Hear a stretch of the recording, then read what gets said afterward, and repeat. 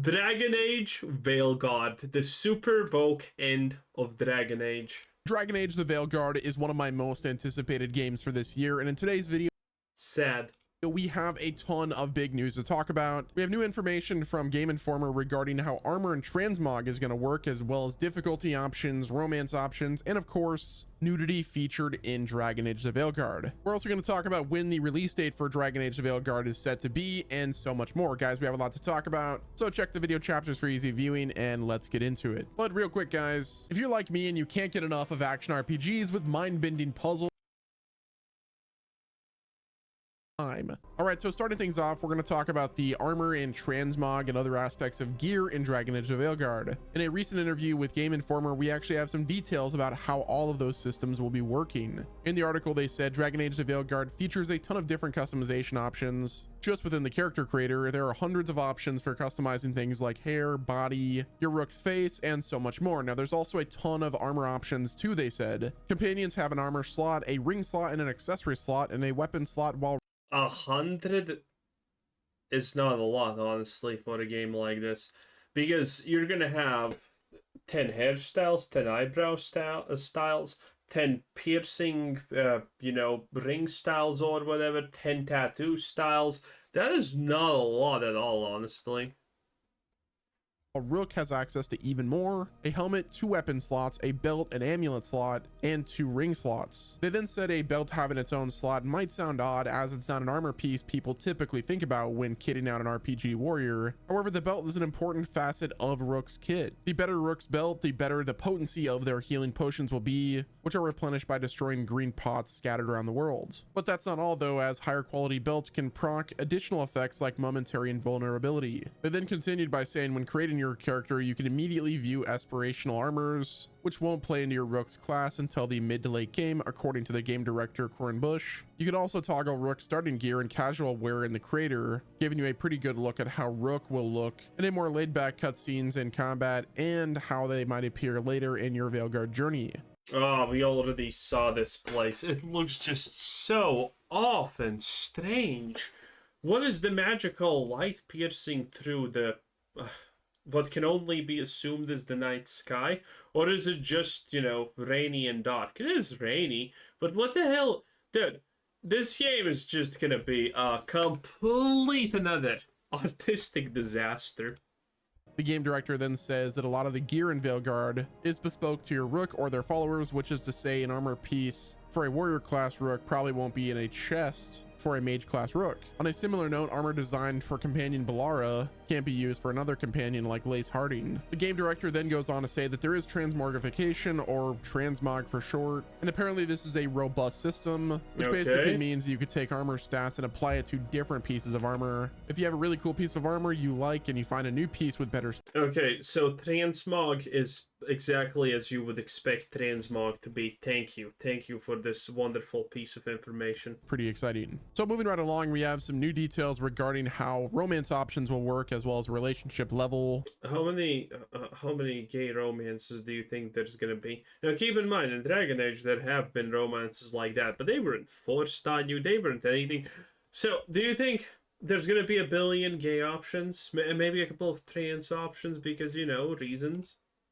According to a Game Informer exclusive, they said every companion in the game has a relationship level related to Rook, and the choices you make, and not even specifically about the companions, but in the world in general, what you say to companions, how you help or don't help them, and more all play into it. Every time you rank up a companion's relationship level, you unlock a skill point to spend specifically on that companion. Though companion skill trees pale in comparison to Rook's expansive tree, which features passive abilities, combat abilities, and more, as well as paths to 3 unique class specializations, there's still some more customization here. Each companion has access to 5 abilities, but can only take 3 into combat, thus it's important to strategize which abilities to spend a skill point on, and so on and so forth. They then stated that romance is a key part of relationships in the game. Bush says that noting some of the romances will get quite spicy, however not all of them will, as each romance has a very different flavor. Some characters are straight to the point, while other characters are a lot... That sounds like a lie.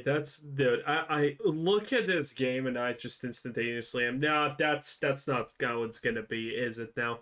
I don't believe it. Again, there is no way Dude, the romance options in this game are gonna be horrible. There's no way they're not gonna be.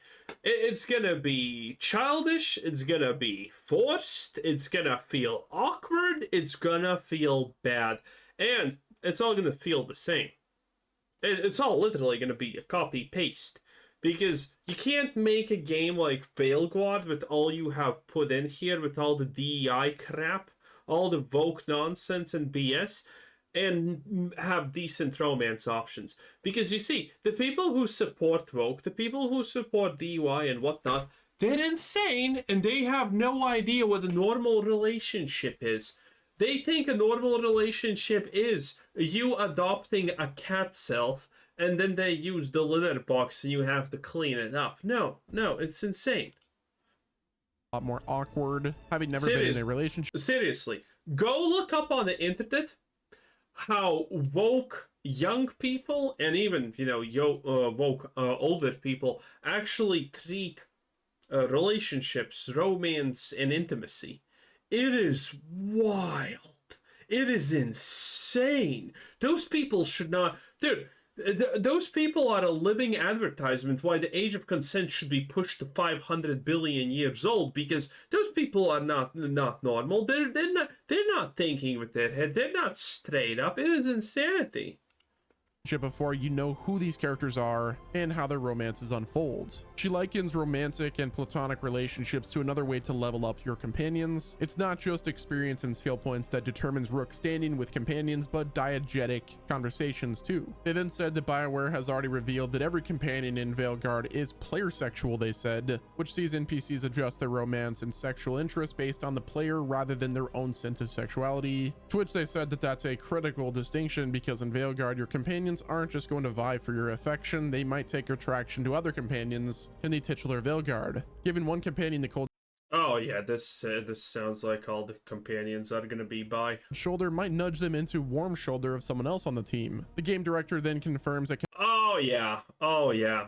That sounds horrible. Yeah, this is gonna literally be like, oh yeah, everyone's just bi and gay at the same time and whatnot. They literally just come out and say it. Ugh. companions can form relationships and romances with each other, but we don't know if that means that it will lock Rook out from forming a romance with them as well. The interviewer then said that they saw nothing resembling romance in their early hours in the game. However, they did see romantically inclined emotional responses in Rook's dialogue choices at times, which led to my Rook flirting with the Ice Mage and Private Detective. Bush then says this is an option to flirt and push platonic relationships into romantic territory, though Rook's flirtatious efforts aren't always reciprocated. But that's not to say that you should ignore the other options as well. And on the topic of relationships, it was confirmed that Dragon Age Veilguard will indeed include nudity. And according to a Game Informer exclusive, they said that that's something that they learned firsthand while customizing my Rook within BioWare's Edmonton, Canada office. They said that we were customizing a feminine Rook, and while adjusting body options, that's when the game director smiled, likely knowing full well that the nudity in the character creator means nudity elsewhere in the game, like in Veilguard's romances, to which they...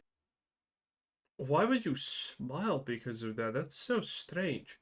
So, you're the leader of the project and you're like, there's gonna be nudity! Woo! Yeah, that sounds stupid.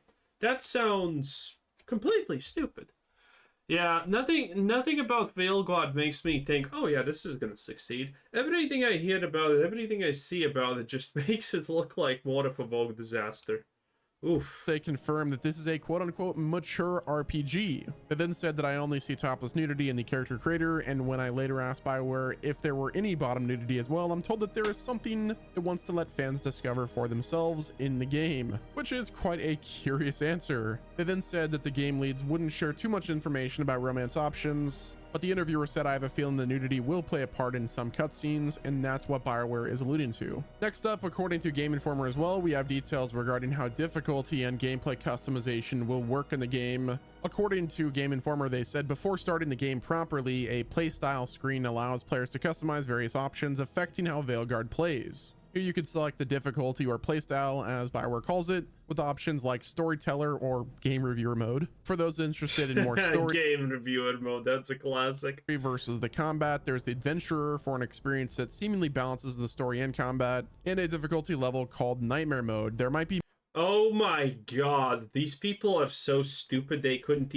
even just make your basic modes like easy, normal, hard, ultra hard, or hell, or whatever. No, they needed to call it adventurer mode, peon mode, super ultra hell man mode. What the hell, dude? When you can't even name your difficulties properly and appropriately to the game that you're doing. Listen, naming difficulties like plebeian, peasant, and whatnot works maybe in Doom, but not in something like this, okay? More, they said, but that's all that they could see in the demo. Now there's another difficulty option called Unbound, allowing players to customize their gameplay experience to their liking. You can customize how wayfinding helps you in game. There's aim assistance and even auto aim options. You can adjust combat timing to make parrying easier or harder with a balanced, forgiving, and a third option. You could change how much damage your enemies do to you and how much damage you do to enemies by adjusting their health. There's also an option to adjust enemy pressure. And if you're not interested in death related setbacks, there's a no death option you could turn on. They then said that players can look forward to a similar accessibility and approachability options you might expect, but those will be revealed closer to the game's launch, I'm sure. Next up, dude, this is not good when when you treat your player base like incompetent monkeys.